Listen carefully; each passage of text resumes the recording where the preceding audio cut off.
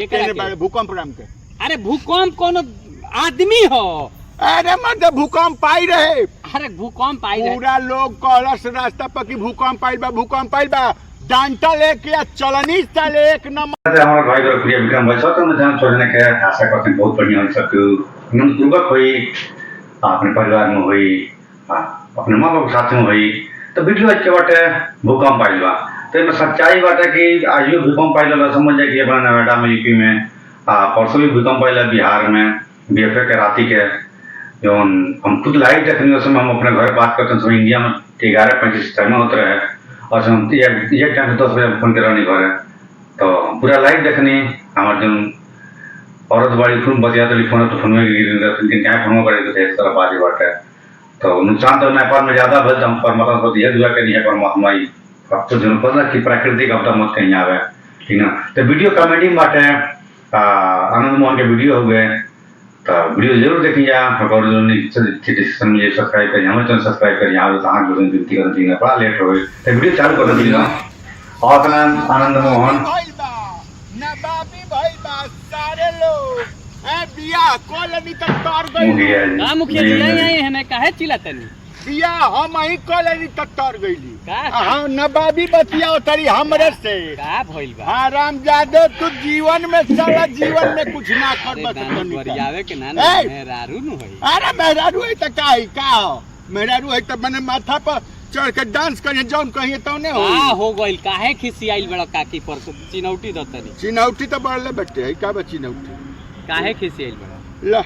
का खिसिया ए बताओ बाबू ए राते जौन बेटे माने सूता रानी पलंग पर माने को यार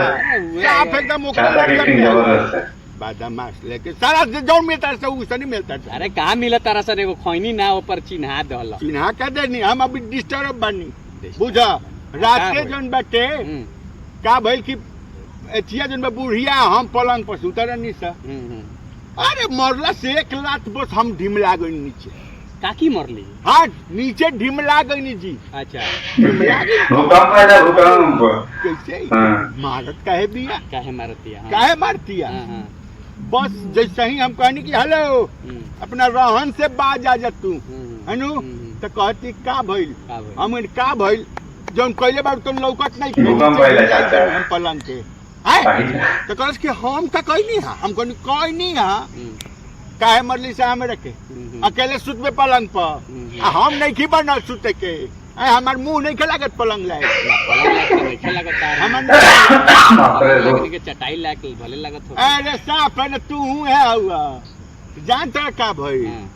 बुढ़िया कलस की हम कीड़िया खाते नहीं देवता लोग के कीड़िया न दे सकनिया भीख मांगे हुआ कोई का तो की मैंने हाँ दाल बस साले भीख मांगा तू है चले हम खैनी देनी तारा के तू हमरा के मन डिस्टर्ब कर आज का जाने कौन दिन है चल हमरा गौरव चलता बुझला का भइल नु त बुढ़िया करत नु कि हम मरले नहीं की हई कीड़िया हौ कीड़िया 75 गो कीड़िया खाई लागे हैं हम कहनी ताकि भइल का मरला से के तले त देखानी कि द्वार पर दुनिया भर के हाला होता चारों ओर बाहर हाला होता भूकंप आई हाँ तो रात भूकंप आइले रहे पूरा धरती हिलल हाँ भूकंप आई रहे नो हम निकलनी घर से हम करी सारे भूकंप केने आइल बड़े केने भूकंप आइल बड़े निकलनी द्वार पर निकल के हम कहीं डांटा दे हमरा हाथ हाँ मना हाथ में डांटा दे तो बुढ़िया कल की डांटा का करब हम डांटा करब का ऐसा लेके खोज चले के खोज ले केने बारे भूकंप राम के अरे भूकंप कोनो आदमी हो अरे मतलब भूकंप आई रहे अरे भूकंप आई रहे पूरा लोग कहलस रास्ता पर कि भूकंप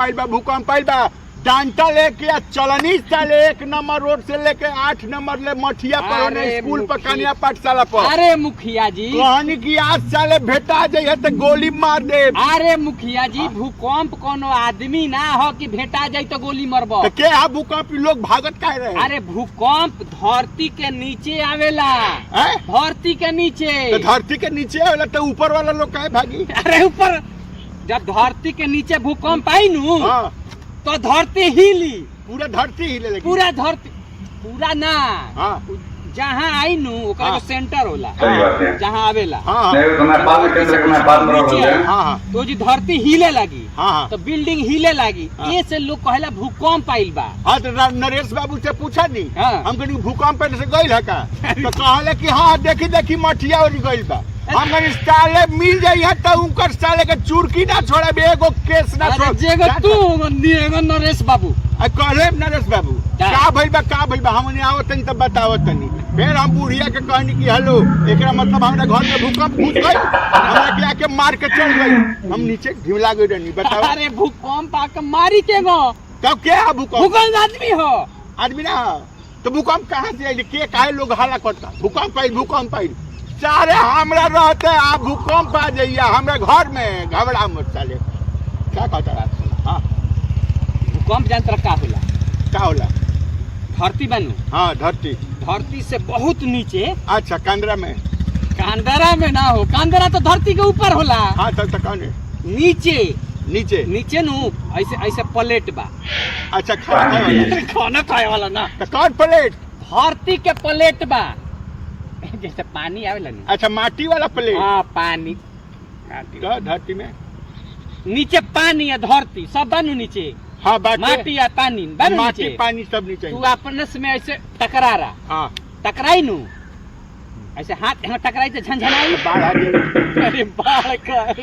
अरे मैं पानी या धरती या टकराला तब न पानी धरती पर चढ़ी तो बाढ़ आ जाएगी अरे तू ऊपर नहीं टकराला तो कहाँ टकराई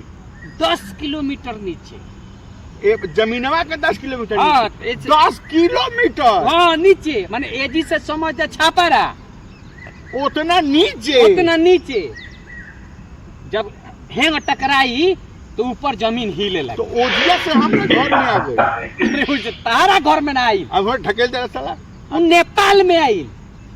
नेपाल में आई अच्छा, और एजी से पूरा एरिया में ऐसे जमीन हिल गई ओकरे के भूकंप कहल जाला अच्छा भूकंप माने आदमी ना है भूकंप आदमी ना ना हो तो ये हरमजादी हमर बुढ़िया काहे ना बतावलस कि अरे भूकंप आदमी ना हाथ डंडा लेके केने जाता रहा अरे नरेशो बाबू ना बतावले अरे क्या बताइए तू भूकंप के खोजत रहला तो हम खोजत रही साले बेटा जाते तो मुआ जाती सारे के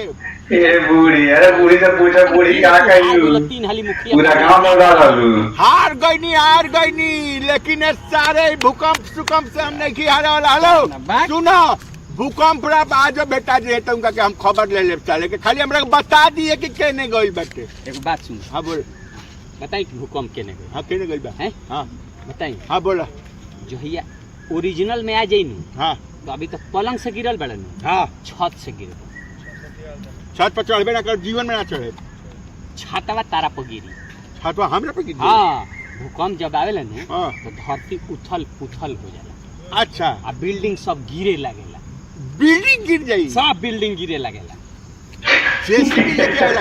अरे जेसीबी लेके आई भूकंप तब तू तो कहला कि घर में गिरा जाई अरे भूकंपवा में हिलाई नु हाँ। अपने मने बिल्डिंग गिरे लगे अच्छा ये बिल्डिंगवा हिला दी बिल्डिंगो हिला दिया तो ना ताकत बा ओकरे लगे हाँ ताकत वाले लेकिन ओकर हाथ नहीं छे अच्छा हाथ नहीं के तो किंग बताई भूकंप किंग मैंने देह रगड़िया के अरे भॉइस के तेहरा करियो तो तू ही नु कहता है कि ओकर हाथ लेके मर दे हम बताई की बता खुशी हिला। हमरा तो बुझाते नहीं सुन मजाल नहीं के कि सारे हमरा घर में ठेक जाइए भूकंप नाम तारा ठेके आई नानू आई हो नहीं वो धरती के नीचे आई अच्छा। और एक जगह ना आवेला ना वो जैसे आई नु हाँ। तो कोई 100 किलोमीटर के लोगों से प्रभावित हो जाए या लोग बहरी निकल जाई अच्छा सब लोग अच्छा अकेले हमरा घर में ना नु ना हाँ, तो वो जाए। सब जब आई नु हाँ। तो तहरा क्या करे के बा पलंग बोरियार पलंग हुई हाँ। पलंग के नीचे घुस जाए के बा अच्छा आ ना हाँ। अगर नैखन वो जी घुस पावत हाँ। तो जल्दी से उतर के या घर के बाहर जैसे ऐसे फील्ड बा हाँ हाँ ये सब एमे बात आके बैठ जाए खेत में हाँ खाड़ो नहीं क्या के बैठ जाए हाँ ठीक बा तो उस सेकंड भर खातिर सही बात है भाई घर से भूकंप आवा दिखाई बाहर भाई क्या हाँ। कोना में जाके बैठ जीवो हाँ। तो घर गिरबो तो मान ला हमरा के आई या देखी कि जा भाग के बारे खेत में तो डरपोक न कह दी अरे भूकंप कोनो आदमी है भूत ना देखी ना ना के मत देखी हो ओकरा आँख उख नहीं खे हैं नहीं खे दू अरे कुछ होला ही ना ता हाँ कमु तो ठीक बा खाली बेइज्जती ना होके चाहिए हम भाग जाए खेत में खेत में भागे भूकंप आई जब हाँ। धरती हिली हाँ धरती हिलला भूमिडोल। भूकंप कहल जाला कहल जाला हाँ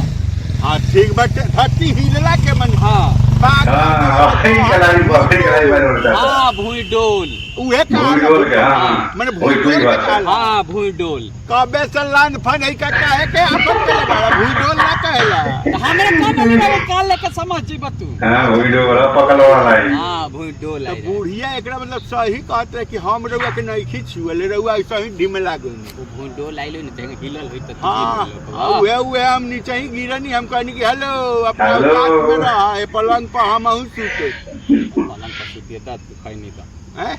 दिमाग भुकवा खैनी अभी खैली सुनते हैं अच्छा भुकवा दलो सब भुकवा दहल इतना तू ले एक ना किलो ले। खैनी रे खा त तू त खून हमार ले ले मैंने तो हमारे खैनी साले हमारे का तू रोका दिखाना तो वीडियो नमस्कार दोस्तों, मैं आपका दोस्त बीआईबी विजेंद्र सिंह आनंद मोहन पांडे बाबा के आनंद मोहन और पांडे तो बोला करती ना मामा। सबसे पहले आप सभी को धनतेरस और दीपावली की बहुत सारी शुभकामनाएं बहुत- और बहुत- साथ बहुत में ही ना। छठ के भी हंसत रही, मुस्कुरात रही, दीपावली मनाई, धनतेरस मनाई। आ ई वीडियो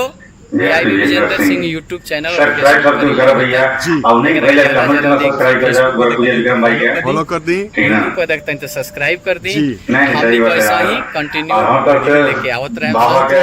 अरुआ एकदम आनंद मोहन धनतेरस पांडे मनाई, प्रणाम दिवाली बाबा मनाई, जी ना। छठ मनाई आज बहुत और फैन सब मिलकर अरुआ ई समझी कि आपको अरुआ एक ज्यादा छठ मिला गइल। बनी ठीक ना बचपन से लेकर आते वाली वीडियो हमनी देख के ताजा वीडियो देख के बहुत ताजा ज्यादा। होके फिर काम में लगी आ जे ताजा होला हमनी के वीडियो देख के कमेंट जरूर करके बताई कि हम ताजा होनी, तो वो लोग के हमनी से जरूर। जवाब भी देम सन और भगवान करे वही जरूर मुलाकात बताएं। हुई तो भेंट भी हुई। जी निश्चित तो हंसत रही, मुस्कुराते रही, वीडियो देखते रही। धन्यवाद। तब तक के लिए जय बहुत भैया, बहुत जय धन्यवाद। जी। जय भोजपुरी। आप सभी को हाँ। दीपावली की बहुत बहुत शुभकामनाएं। तो वीडियो खत्म है ठीक ना वीडियो खत्म हुआ बढ़िया मैसेज दे रहा कि छठ दीपावली आता है में ओकरा में धनतेरस से होता है तो सबके मन हमर तरफ से सबके शुभकामनाएं बाटे कहां से हमने परदेश से मानी हमनी के कहत है कि परदेशी खातिर कोनो त्योहार नहीं होला सब त्योहार बाटे कोनो त्योहार नहीं के हमनी बिछड़ के दूसरे तरह के अपन जब दूर हो के बिछड़ जाला ना बड़ा तकलीफ होला तो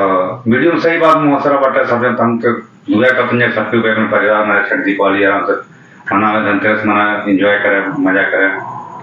तो जरूर सब्सक्राइब करिए चैनल के